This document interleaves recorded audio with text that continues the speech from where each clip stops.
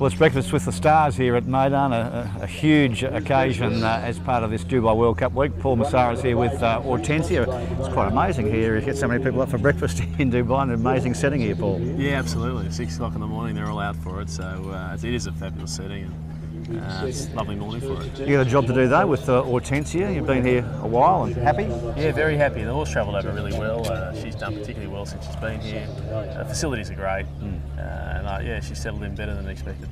When was the plan hatched to come here, or when did it come on the radar for her to be here? Well, pretty much after she came back from Perth. We were considering going to New Zealand, and that was off the cards. She was a little bit sick when she got back, a little bit of travel sickness, and we decided then we'd ease up and look to come here.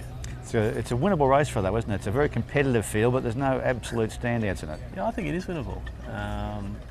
You know, I think she's probably over the odds. I think they've got her 10 or 12 to 1. You know, I think that's very generous odds for her. Obviously, the Hong Kong horses are going to be hard to beat, and there's Prohibit and a few other the English horses. But it is. I think it's a pretty open field, and some of the form coming into it of some of those other horses probably isn't as good as it was in the past, and certainly the Hong Kong horses will be hard to beat. The market reflects that.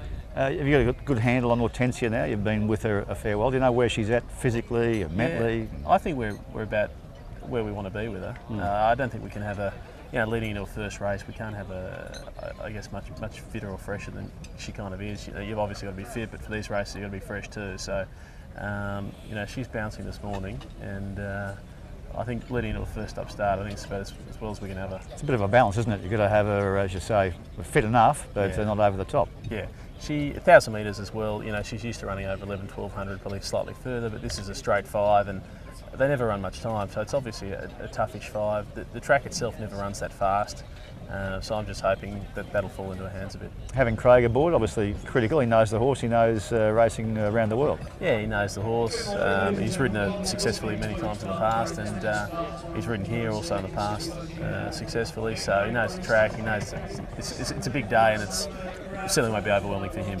And the procedure from here, obviously you've still got England to come. Is that on the radar? Yeah, definitely on the radar. We plan on going to the King's Stand, hopefully, and then onto the July Cup, and then obviously back home. But we've come this far. I think we're going to continue with the trip. Quite amazing to think that when she went to Harrowfield originally, she was virtually thought of going to stud. Now she's doing this world tour. Yeah, pretty much. I guess it's a bit of a swan song, but I mean, she's won her last 2 and convincing form, and you can't do much more than that, so she deserves a spot here. And for you, you've travelled, of course, Alberta, coming to Dubai. Has it been a good experience for you? Yeah, great experience. I'd love to come again.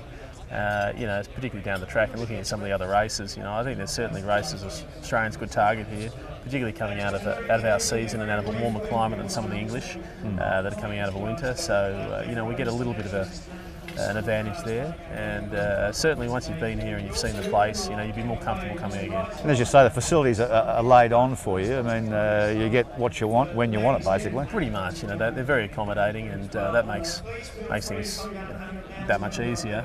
The track's great. I mean, you're basically out here on your own. It's amazing. It's a huge complex, and you're there at 6 o'clock in the morning. You're the only horse working on the track. So it's quite incredible when you look up at the grandstand and the hotel and everything here, and it's just your little horse kind of wandering around steadily on this huge track. So it's an amazing sight. It is a world event. You're sort of virtually playing for Australia. It's probably as close as you can get to representing your country in racing, because there's so many different countries represented here. Yeah, it probably is. Certainly when you travel horses, it's always that way. There's a bit of that competitiveness, I think, between country to country. Particularly when we're in England with sprinters, they give you plenty. So it's nice to come out here and hopefully beat a few of them. So you're thinking Ortensia can win Saturday night? I think we're a good chance. I do. Good luck, Paul. Thank you.